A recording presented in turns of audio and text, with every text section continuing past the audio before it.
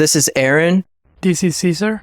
And this is the Moodboard, where we help you unlock your creative potential through meaningful conversations. Thank you for listening. We wanted to touch on something that is really key to the creative journey, and that is building creative confidence. How do you become anti-fragile, and how do you deal with the uncertainty that comes with being in this creative field? I think it's important to point out that no one really prepares you for failure unless you go through it. And yes, I knew that endings is part of life.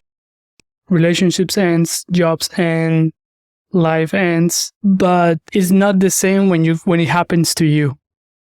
You're like, oh wow, this is real.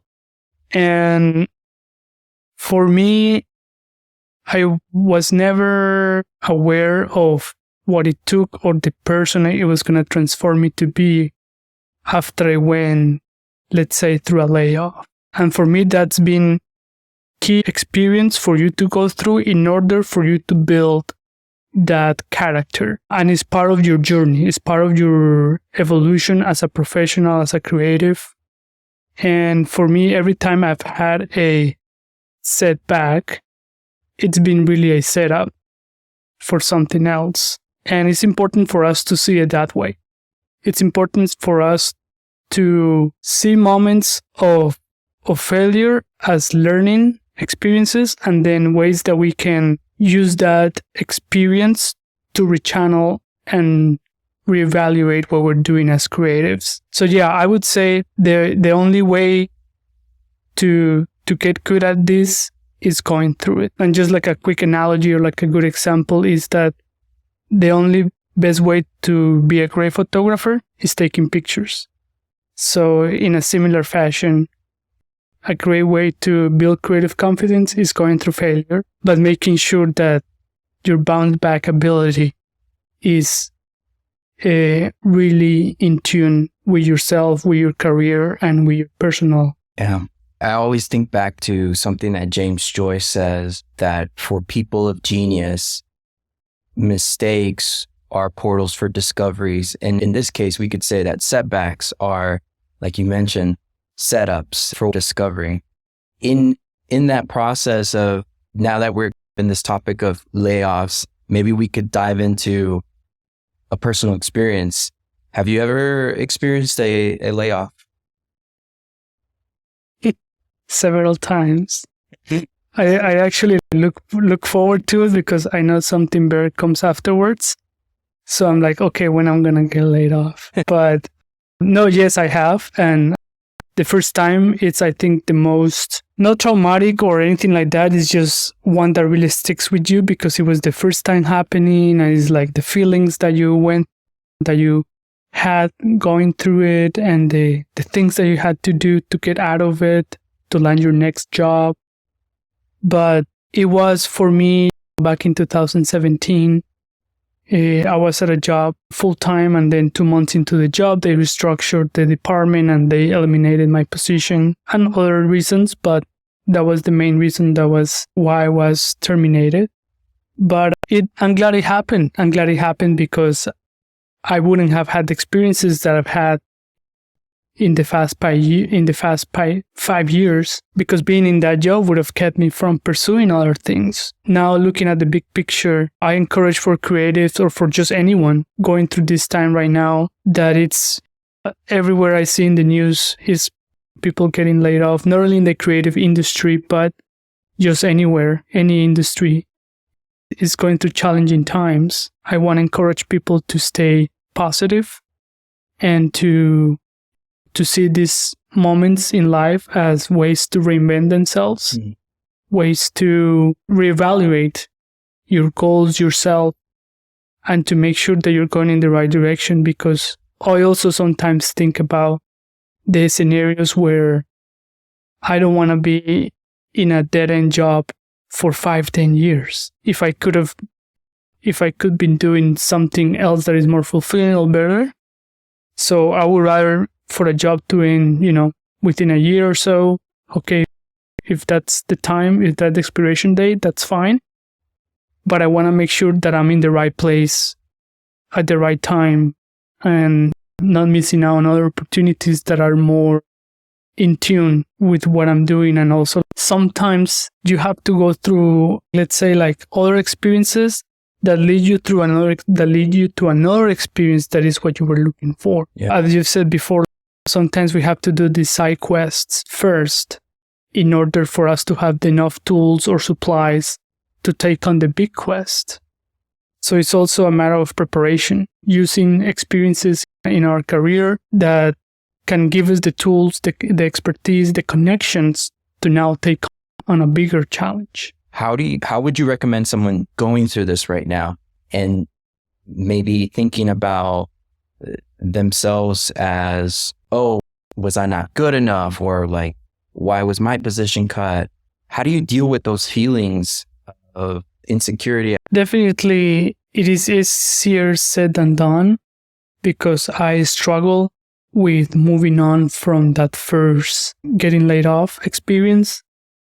And it took me about a year to move on because I always saw that part or that chapter in my life as like a setback. And I was always questioning myself and I was dwelling on it.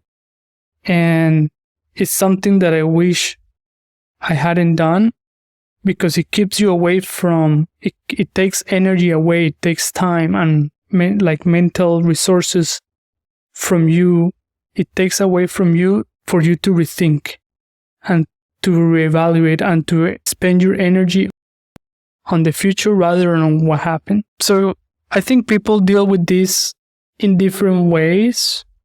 However, there are some like common thoughts or ways of processing this moment in time in life. But for me, the way for me to get that creative confidence was through freelance because it made me gain trust in myself and belief that I could do this again. So for me, freelance or for me doing small projects, also reading books about innovation, how failure is a key component of success. It made me think that, okay, I'm not in a bad place as bad as I think I am. And then, of course, making sure you have a group of peers, whether it's family, close friends, or colleagues, that, people that you can talk to, people that you can express your feelings, your frustrations, but also people that help you and to tell you that, hey, everything is going to be okay. If it's not okay, it's not the end. So keep going. I keep thinking about, in my own personal experience, how important it is to a circle around you, a people, a support group around you, just people that are aiming to do better, that just keep you positive and rationally optimistic and really inspire you to just, like you mentioned, just keep going, because it comes down to the mindset, right? It really comes down to the way you perceive something, like the perspective that you have when you're going through a rough moment. It seems like things are very limited, but once you take some time to think about other things and you allow a day or two to pass, maybe you can see it from a different angle, a different perspective. And I do think like the circle of people and the passage of time are very key components for seeing that thing differently. And it ties back to the creative process, right? Whenever you create an iteration, you let time pass, or you let someone that's outside of the team take a look at it and they give you a point of feedback that makes you see it differently. Like all of this kind of ties together, right? Yeah. It's very important to be patient, because when you're patient, you understand that time is not against you, but it is an ally in your need to becoming the person you're supposed to become. Also, we have to think about the process of creating, or if we look at the process of making wine, the longer it takes, the better it tastes. Yeah. So we have to be mindful of when things take time, it's not a bad thing. And also I want to, clarify that sometimes that requires for us to do jobs that might not be creative, but are jobs that are necessary for you to like keep the lights on. Yeah. And I'm glad we're talking about this because I want to segue into this segment in terms of creative people doing jobs that are not creative or doing jobs that are very like, I don't know, working at Starbucks. It's not a bad thing, but it is important for you to have a timeline. Okay, within a year, I'm going to give myself a year here, but I'm still going to, in the back burner, I'm still going to pursue creative related projects, or like I have a bigger goal behind, but I'm just doing this job to fuel my dreams later. And it's fine. And it's by any means is not a measurement of failure. If you're a creative not working on your field, that's fine, because I believe that each journey, each of our lives takes us in a different path. Success looks different from you to other person. And I wouldn't compare myself to anyone, because what you're going through is unique to you and is instrumental for you only to then later on in life. There is a reason why you went through what you went through. So yeah, just keeping that in mind, that these momentary chapters in your life are not forever, and that you should, even if it's a small progress, you should still work towards your end goal to be that you want to be.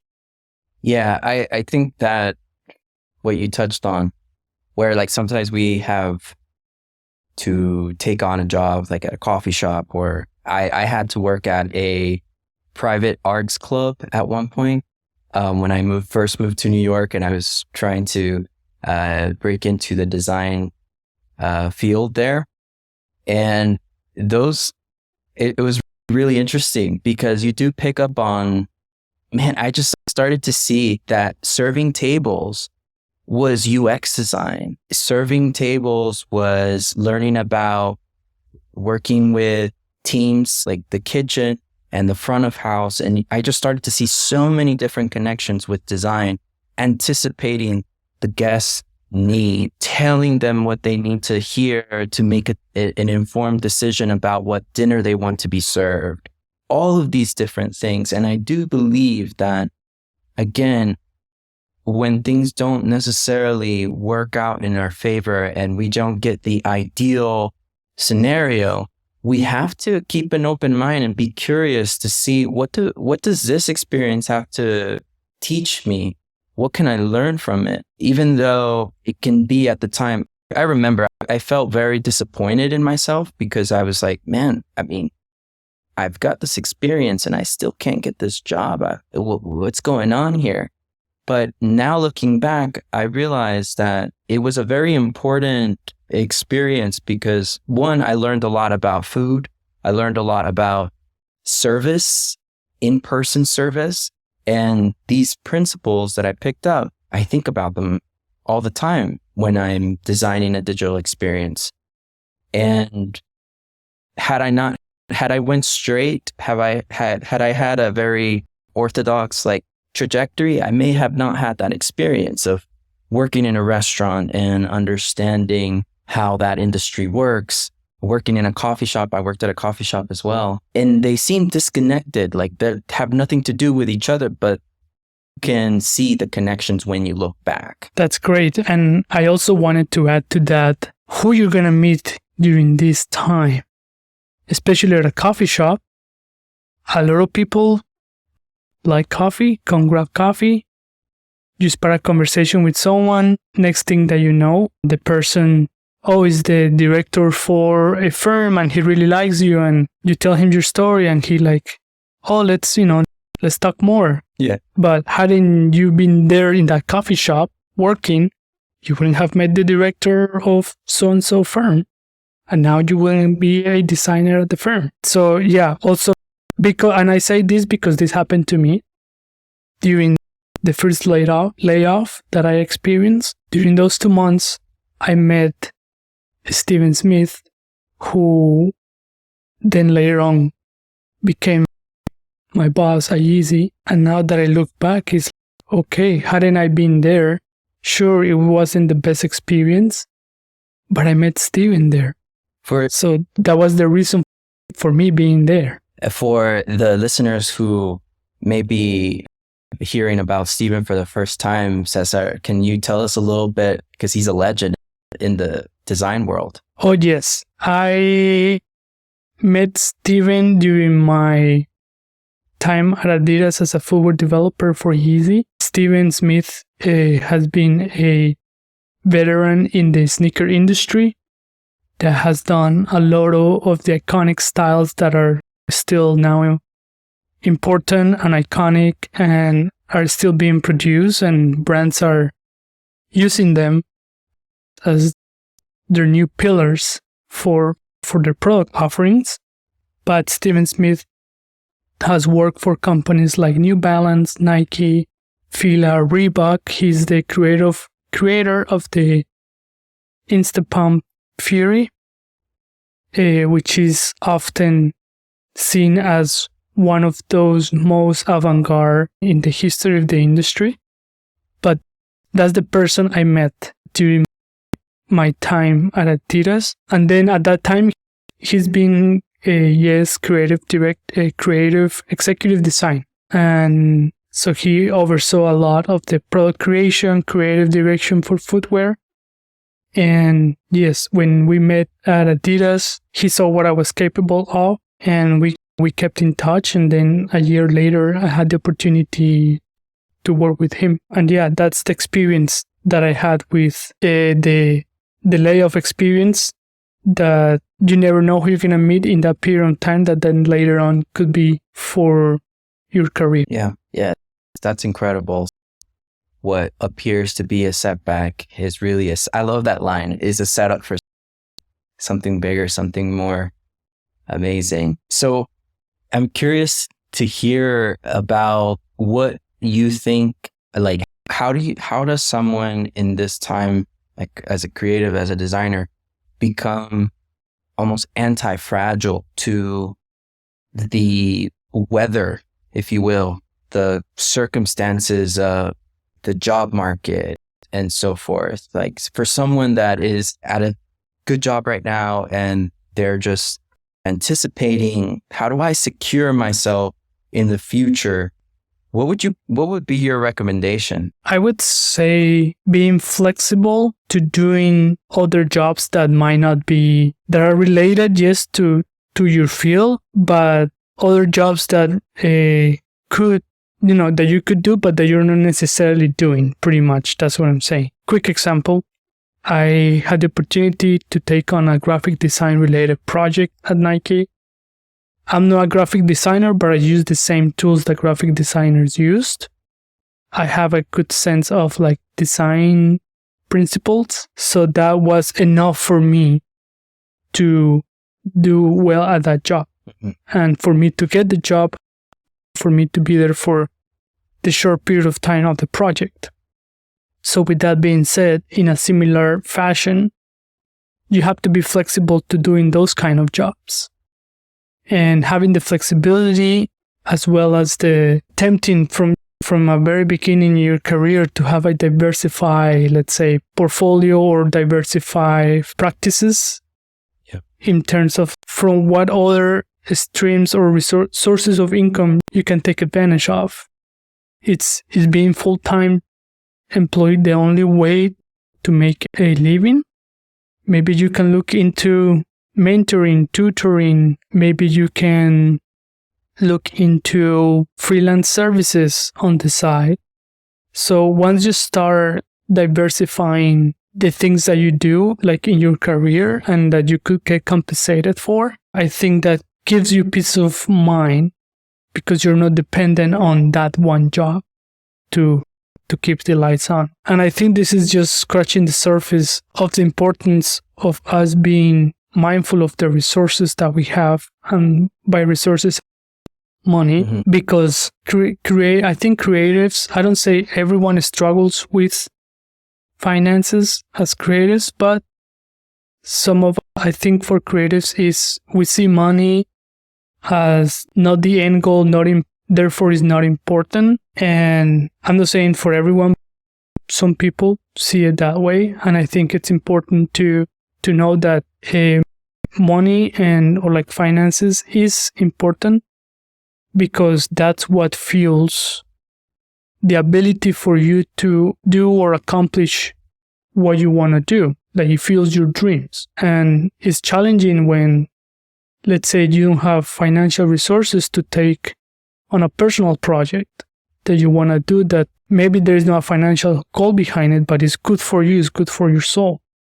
But you can't do it because I need to spend time making money so that I can pay rent or whatever. So I think it's important for us to also have an idea, like a good idea of money and how we can use it in a positive way for us to give us a foundation that we can like allow us to create in peace. Yeah, I think that's a really key component of the creative journey, and it's understanding that for creativity to succeed, there needs to be constraints. And one of the constraints is the energy that's required, the resources that you have at your disposal, and understanding that money is energy and money is a tool, personally for me, has been instrumental. Because like you said, sometimes when we're in school, we're so focused on the craft and we're so focused on getting better at that thing that we do, that sometimes if we grew up in a home that perhaps money wasn't a topic that we sat around the dinner table to talk about, no one really showed us how to balance a checkbook or how to invest and all of these different things that are key components to a healthy financial life. You discover it down the road after you made a few mistakes, and it can be difficult, but there's this book called The Psychology of Money that I'm currently reading. It's been very helpful in that journey.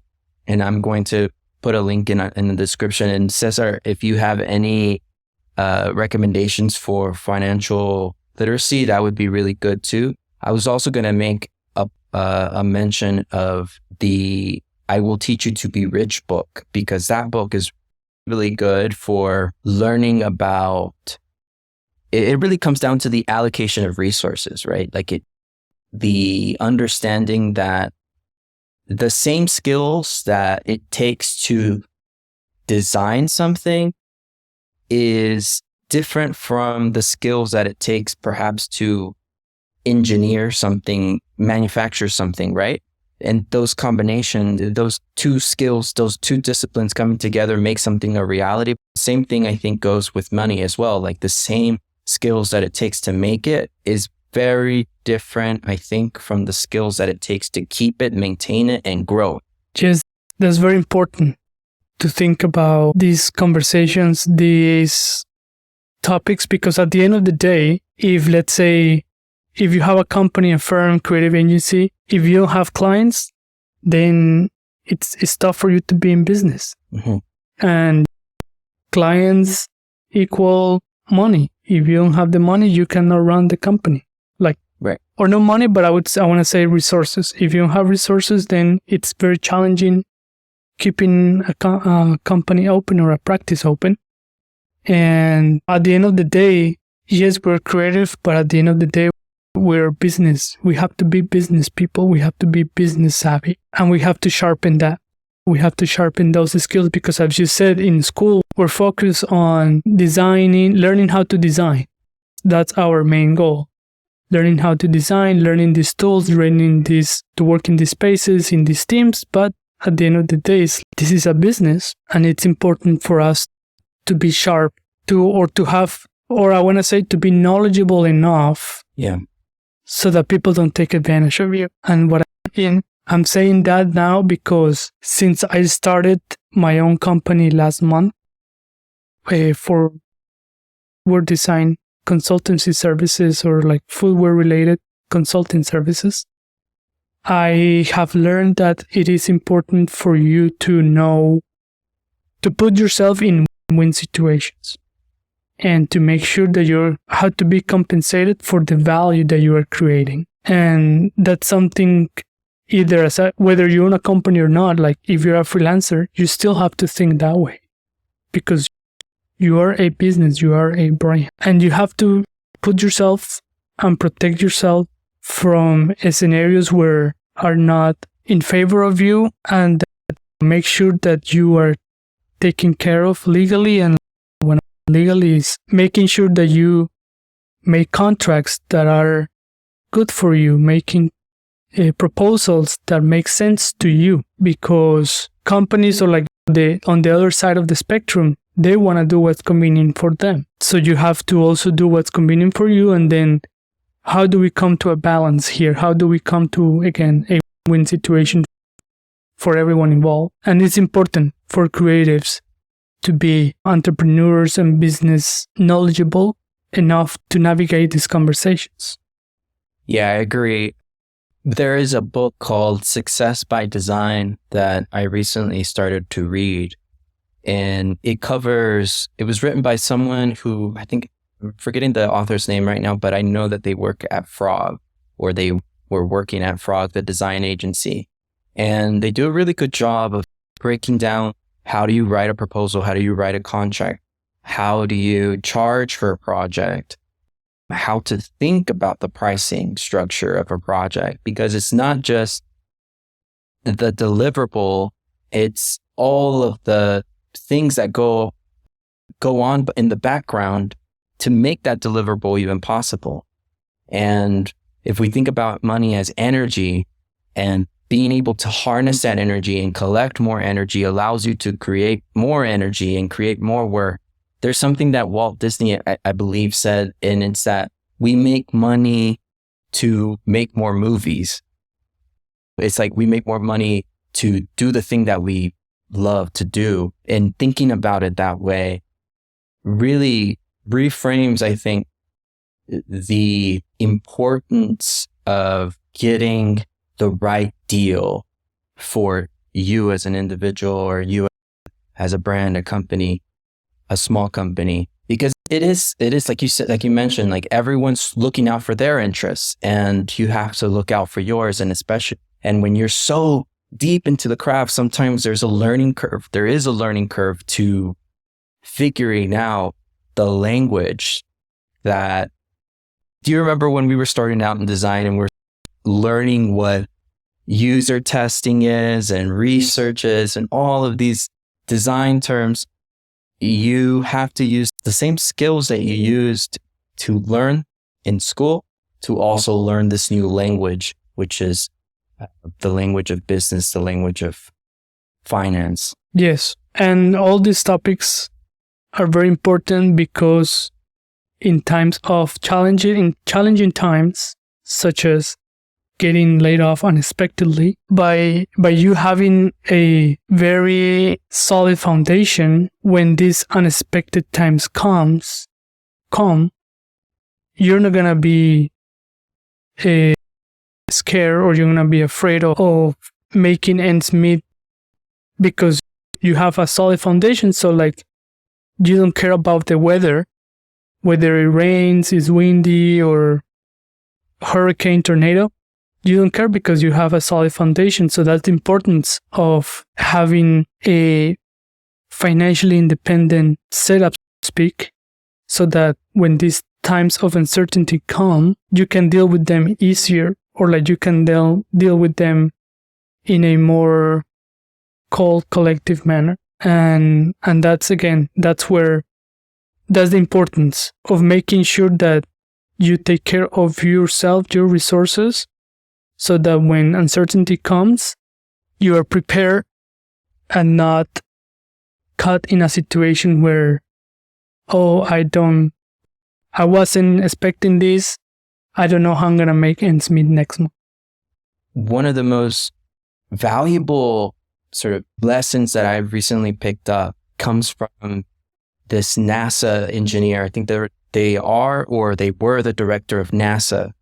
And I was watching this documentary, and he said something along the lines of, we make a plan for the launch to go well, but we also list out points of failure. And that's our most important list.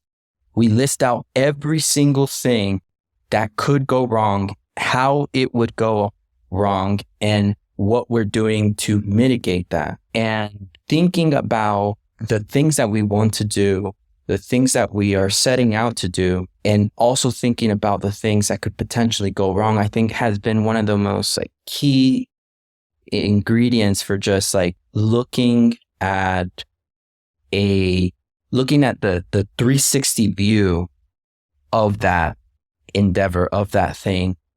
And I think in business as well, like you just mentioned, the idea of having a runway, I think just having a runway to allow yourself the mental space to just play and not be affected by the outside weather, the ups and downs of a market, and all of those things. And that kind of ties back to this idea of being anti-fragile. And it's a journey, and it takes books. It takes learning about things that are outside of our fields, becoming multidisciplinary, right? Becoming someone that is constantly curious, because when things are really good, it's always good to stay a little paranoid, because it's the only way to really just I think I would love to hear your thoughts on that.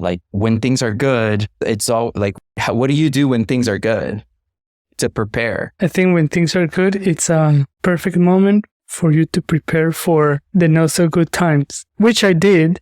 And when things are going well, I saved up for an emergency fund, whether it's 3 to 6 months worth of expenses. That's something that I did as soon as I could. And it really also, just in general, I think no matter how well you do, living within your means, it's important, because it's crazy that a lot of people, I don't know the statistics or the numbers exactly, but there is a lot of people with 6-figure jobs living paycheck to paycheck. And that, to me, it's just insane. And also, there is a lot of self-made millionaires that reach that status, and their salaries were borderline 6 figures or less than 6 figures, but they were able to reach that status. So it makes you think about,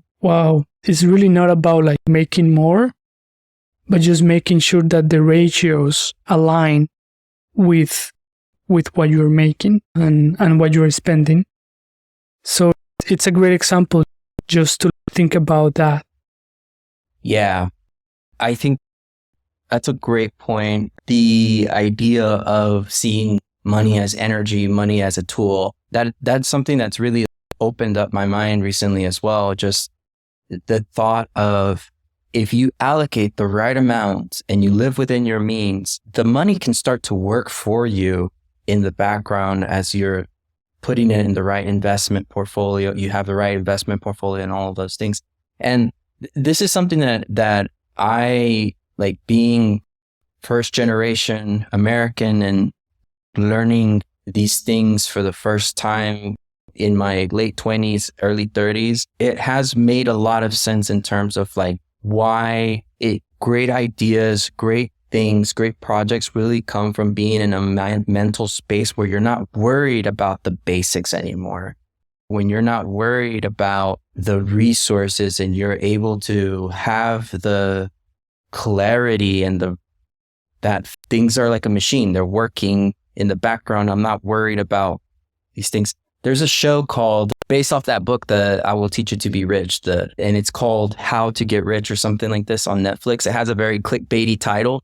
But one of the things that shocked me was seeing someone who was making $25K a month, and they were living paycheck to paycheck, and they couldn't quite balance they were making a lot, but they were also spending more than they were making. And so it's weird to see that you can have a lot, but it doesn't matter, because if your attitude towards the money isn't healthy, isn't balanced, it's as if you had nothing. And so that was whoa, it doesn't matter if you're making more, if you don't know how to spend it, if you don't know how to invest it, how to manage it, that doesn't really matter. And to add to that comment, I just thought of a book that I'm reading right now, which is not only about money, but it's also about just mentality. And there is a lot of like business advice in that book. It's called Think, Grow Rich. And it's been an instrumental book for me right now, especially now that I have my company, now that I'm, going full time with pursuing projects or business in day. It's perfect timing to read that book. And I wish I had read it sooner, but it's a highly recommended book that I think anyone will find useful. Yeah. And one of the things that have stood out to me is that it's very important the way you see yourself, despite of the experience, because what's more important is the ideas that you have, the ideas, the attitude, because I think experience will come no matter what. So what they talk about in the book is that there was this young professional, like recent graduate from college, that wanted to pursue a career, but he had bigger ideas. He had just like a bigger mindset. And for him, an entry-level job didn't fit his capacity, wasn't a good fit for what he wanted. So he put something together when he was applying for jobs or reaching out to companies and being a little bit more proactive, hey, I have this idea that could be great for your company. So being a little bit more of coming off as like a partner. And he was able to land a higher level position within the company that he ended up working with. But it's because he had that approach. And it would have taken him, like 2 extra years to reach the point that he had already reached just because he had the mindset to do it. So yeah, highly recommended book for anyone listening. This is the one by Napoleon Hill, right? Yes. Yeah. I read this book several years back, actually, and I nearly have been meaning to reread it again. I don't know if you've gotten to this part yet, but there is a part that touches on that mindset again, where there's a student fresh out of school that goes to some party where I think he studied to be a lawyer, and there's like a bunch of lawyers there. And he asks one of the really accomplished lawyers, he's, hey, I hear that the economy is like rough, and I'm paraphrasing here. I hear that the economy is a little rough and that the industry has suffered a bit. Do you think it's still like a good idea for me to try to become a lawyer? And this lawyer says something along the lines of, I don't know what's going around downstairs, but upstairs there's plenty of room. And I really love that story because it really does come down to just like the mindset and allowing yourself to see the opportunities and also being careful of the kind of content that you consume, because you have to be very careful, because there's a lot of people who are just focusing on the negative aspects of what's going on. It's their job to create articles that get clicks and get engagement. And the best way to do that is to say the world is ending, the economy is bad, the jobs are getting cut by X technology. And that can, if you're not careful, that can shape your perspective of what's going on. And I think in my experience, my first job, a month in or 2 months in, I was furloughed because of COVID.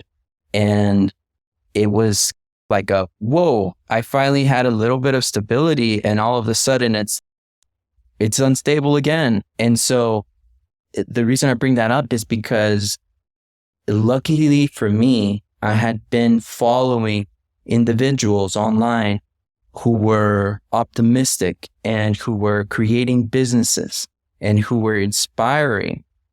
And because of that experience of being furloughed for a minute, I was able to learn about marketing. I was able to learn about social media. I was able to experience that. But again, if my feed had been people who were just doomsdayers and just saying, "Oh, this stuff is bad," I think it would have made it a lot more difficult to come out the other side with a different, better experience. And when I went back into my job, I took those learnings with me. And I think these books, Cesar, are so key. There's another book that this particular book, the Think and Grow Rich, talks about or recommends, and it's The Art of Money Getting by P.T. Barnum. It's very short, and I'll add a link to the description. It's a very short book that touches on the basic principles of having an attitude that attracts wealth and attracts good fortune. And I really think that it's simple, and it's that simplicity that you sometimes have to be like, okay, putting into practice is a lot more challenging, especially if you come from a background where this stuff was not taught. But there are ways to. And I love how the title is Think and Grow Rich, because you have to think first, right? Yes. My mindset is it's everything. And also when it comes to like financial independence or like financial independence, when it comes to that they say it's 90% attitude, 10% knowledge. Mm. And the knowledge part of it is basic math. It's like, okay, if you have $10 and spend 10, or like you spend 20, you have minus 10 now. Yeah. So it's like having that sensitivity to basic math is not rocket science, and then also attitude. Okay, if I cannot afford something, then I'm not going to get it. Or maybe I'm not supposed to have it if I cannot afford it. Yeah. And also sometimes the fact that you get when you get something, you got to give something. Yeah. So sure, you get a car, but like now you got to spend insurance, gas, maintenance, other things. So sure, you get freedom, mobility, whatever, but yes, that comes at a price, and you got to give something to get something. And that goes for everything. And it's for us being mindful of those transactions that they don't come by themselves, they don't come alone. And sometimes it's not, how can I say, fine, they don't necessarily require extra money resources, but sometimes they require time. You have to spend time taking the car to the shop. You have to spend time going to the gas station. You have to spend time cleaning the car. So like sometimes it's also time. And for me now, something else that maybe we don't necessarily have to touch on now, but the essence of time.